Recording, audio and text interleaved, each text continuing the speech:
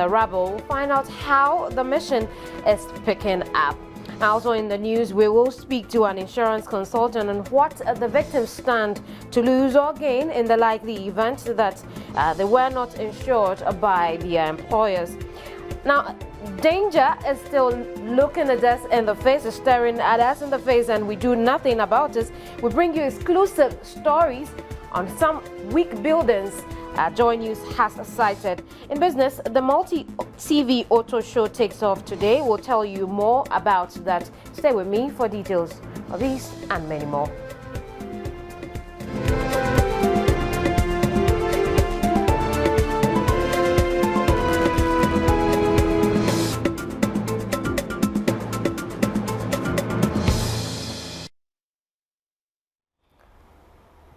So when we spoke to our correspondent on the ground earlier, 78 people have been pulled out from the rubble and only 69 of them lived.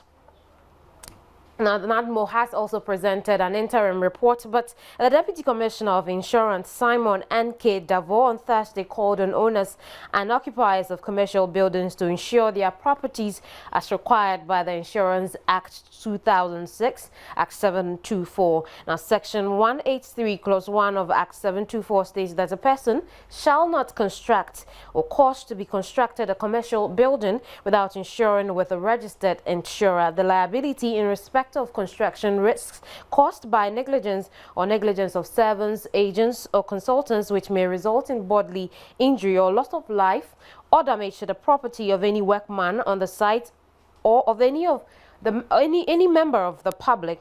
So what does the National Insurance Commission have to say about all these happenings against the background of accusations that this building in question is probably not insured, against the accusations that authorities failed to enforce the law? We have been joined via phone by the Deputy Commissioner of Insurance, Simon N.K. Davo. Hello, sir. Hello. What is the fate of these victims of the Malcolm building collapse disaster, if indeed they were not insured by their employer?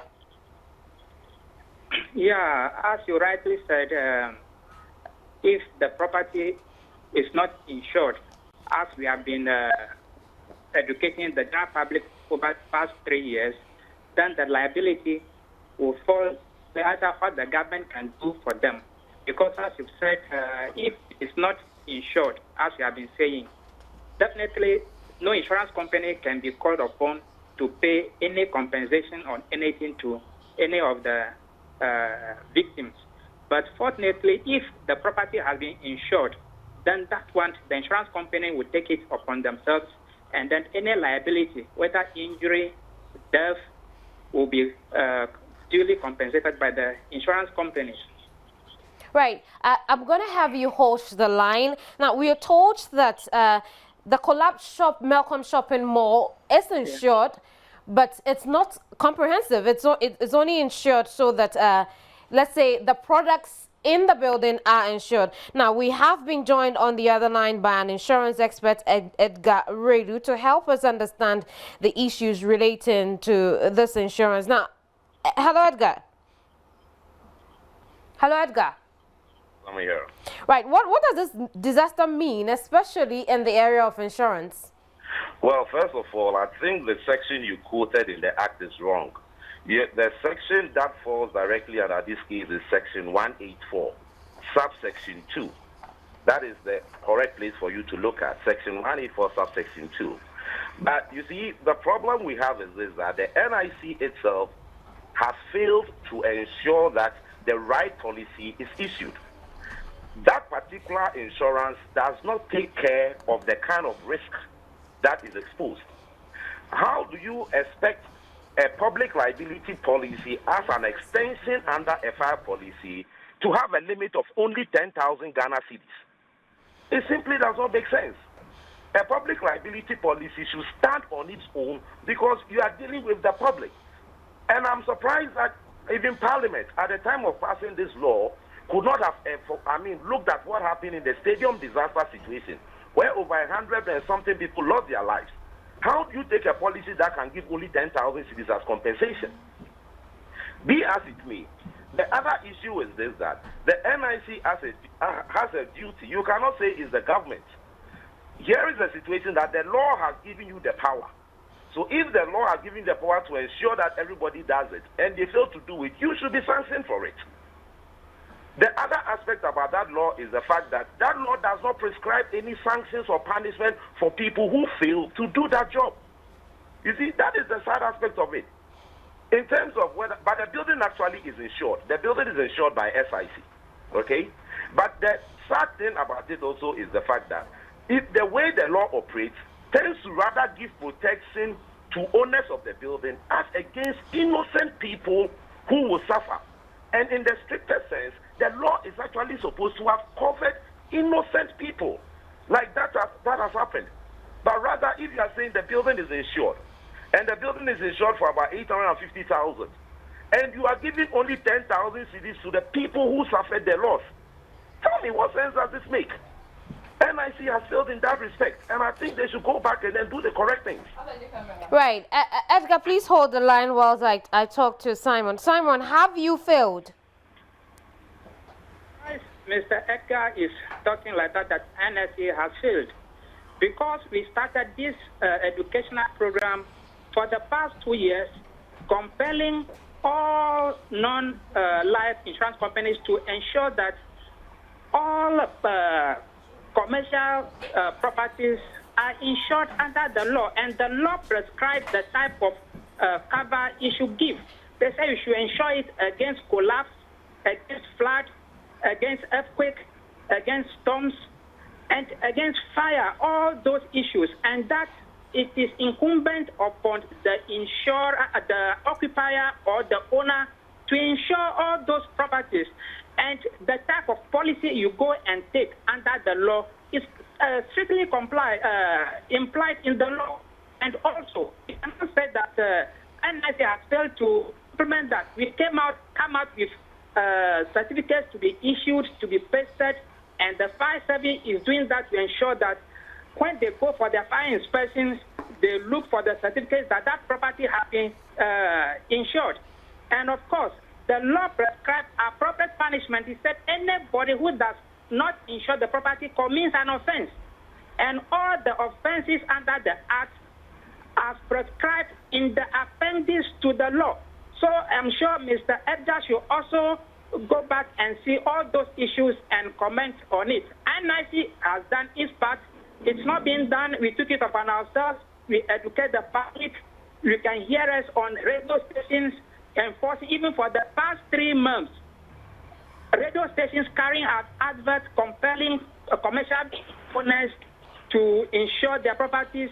We heard the regional fora, almost all the regional capitals, some district capitals, to educate the public about this. So I can see where Mr. Edgar is saying NIC has failed. A law has been passed by Parliament.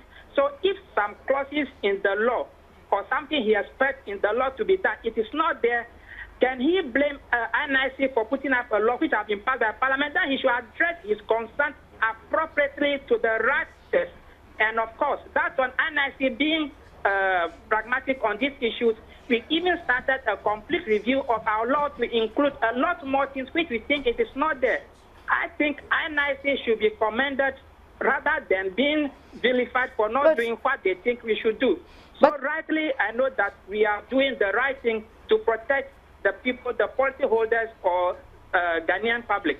But Simon, beyond educating owners of buildings, what did the NIC do to ensure that indeed whatever law it is that is supposed to protect these people was being enforced? It was in action.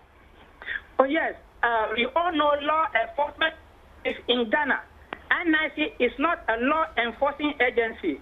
We put up all the major structures and it is left with the law enforcement agencies that it is done. That is why we bring on board the fire service.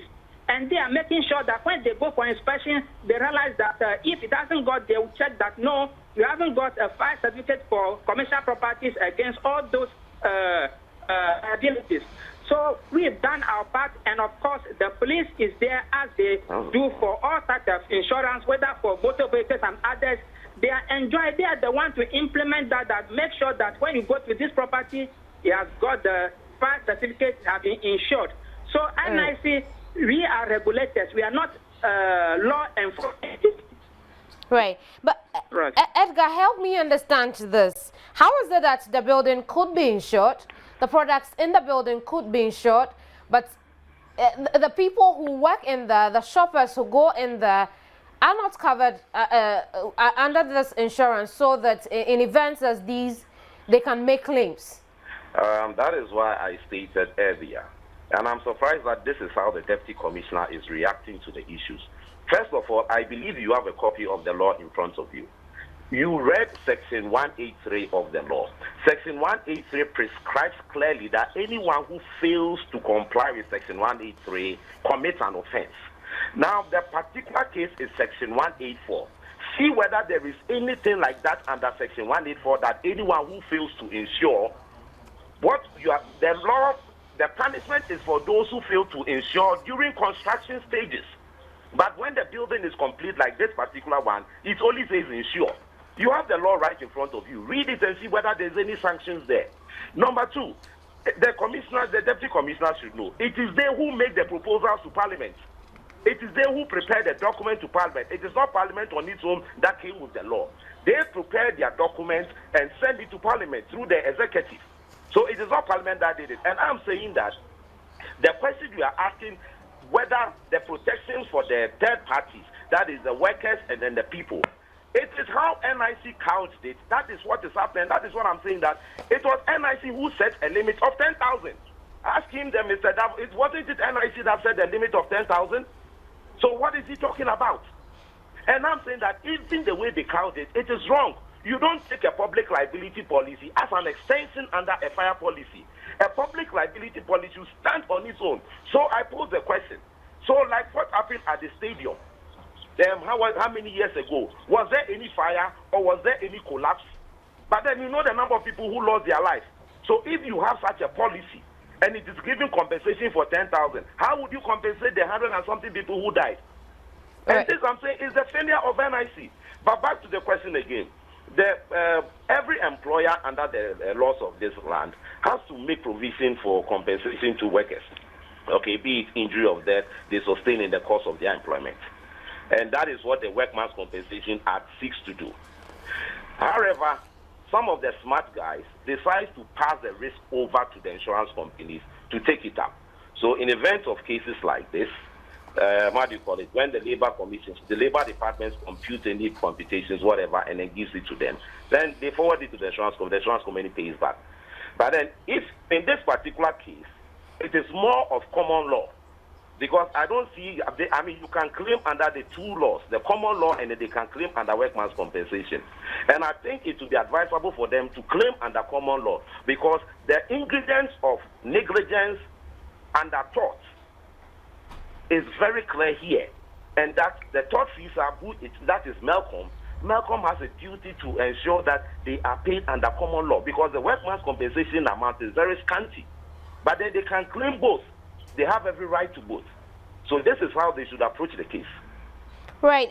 We've also heard that another option they could look at is going to the law courts.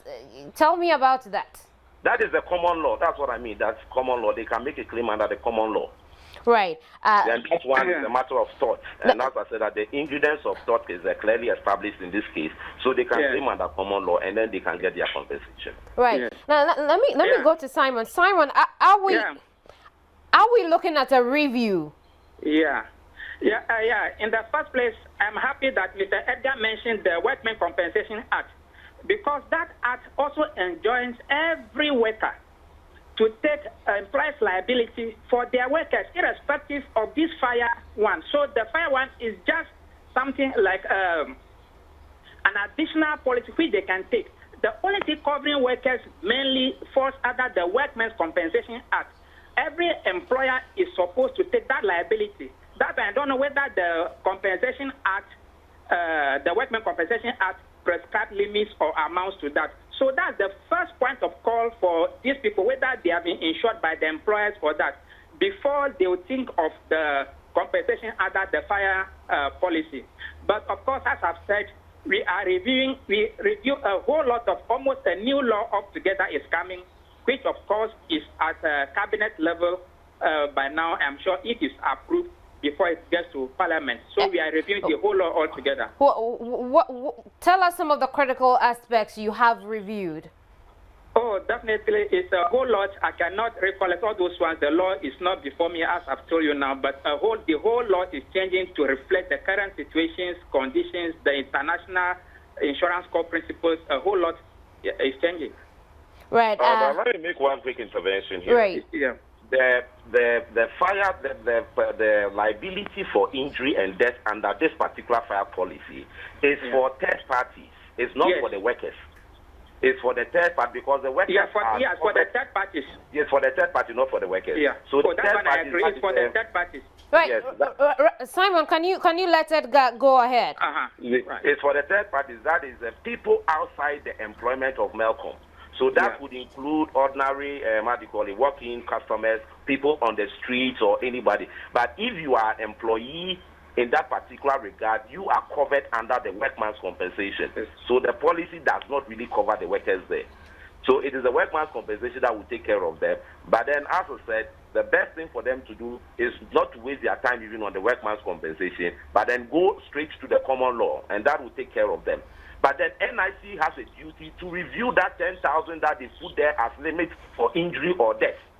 Right. That is the point. The NIC should quickly review that 10,000. It's an insult that if you have 20 people dying and you say the compensation is 10,000, I mean, how could they think of such a thing?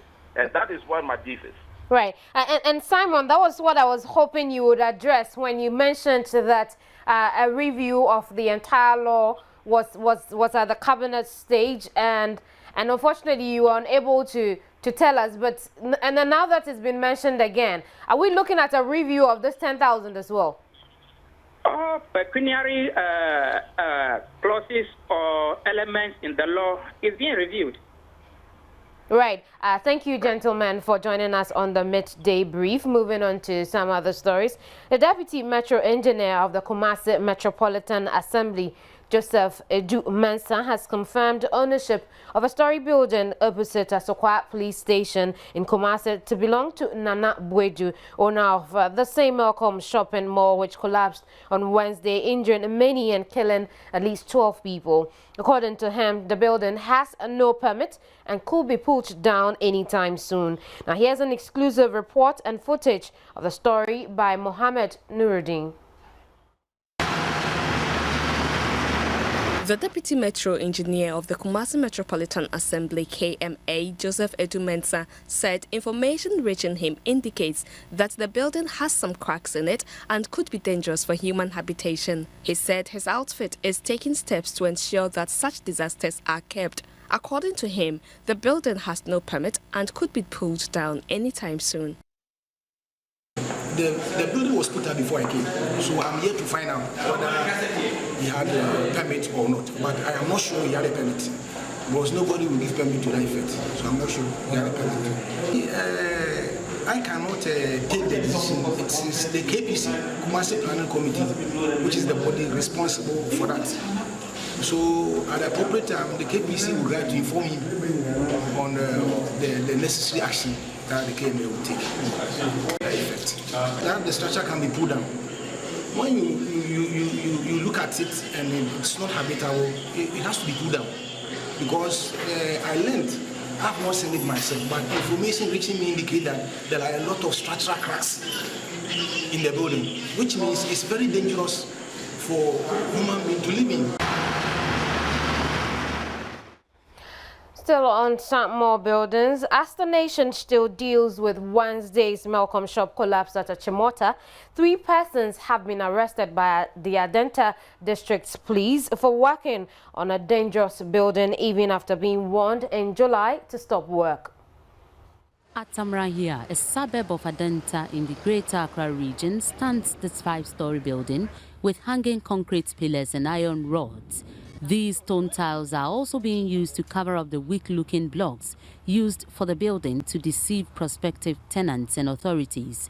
According to authorities, it was a twin building, but one of them collapsed about 5 months ago, and the owner was notified to stop construction at the site, but work is still ongoing. Instead of halting construction, makeshift pillars have been constructed to hold the remaining building, which experts say is even more dangerous. The first one did not stand. It means the structurally is no good. You don't need anybody to tell you that when you look at even the quality of the material that they use for the construction, it's a suspect. So when you look at that one from first hand, before you can carry it through any scientific research, basically you know that the material is of poor standard.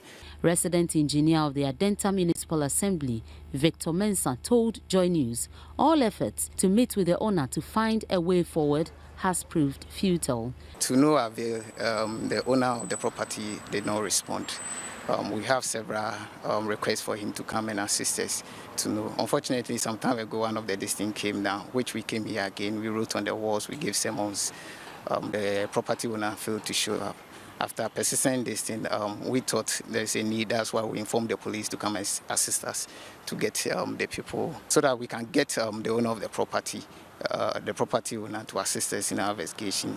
The police did not get easy access to the premises when they got there at 9 a.m. Thursday morning and had to call for reinforcements.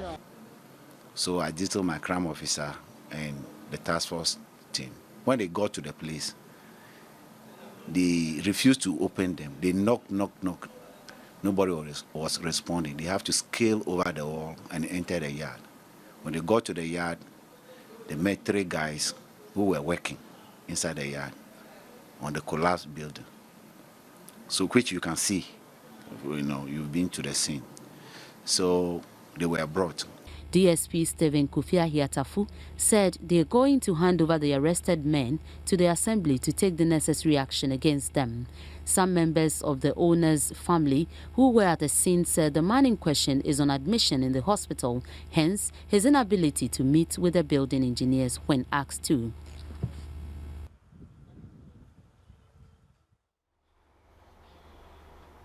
So let's cross over once again to the scene of the Malcolm building collapse in Achimota, where my colleague Abla de Souza is on standby. Hello, Abla.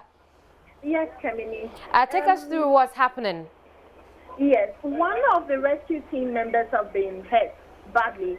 He was trying to enter the debris to try to rescue some people, and the part of the building has collapsed on him, and so he's been carried out of this place.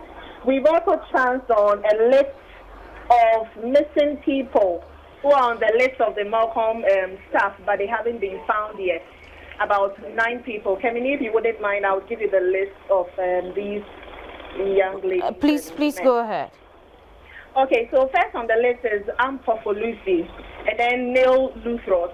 We have Eric Boy, Samuel Jima, Ruth Atinkwa, Sandra Ofosu, Judith Asantowa, Ponsa Victoria, and Jacob Mensah.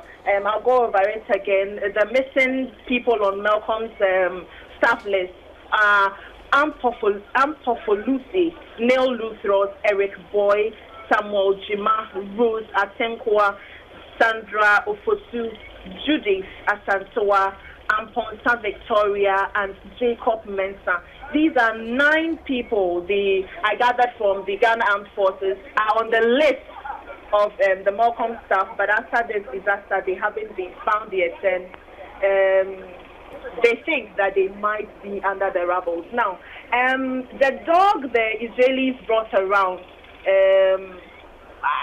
I don't know, but I, for want of a better word, I would say, has indicated that there are people there, and from communication with its people, the dog has indicated to them the people down there, some of them are alive. So we are hoping that 3 days on, they will still get some men and women who are still alive.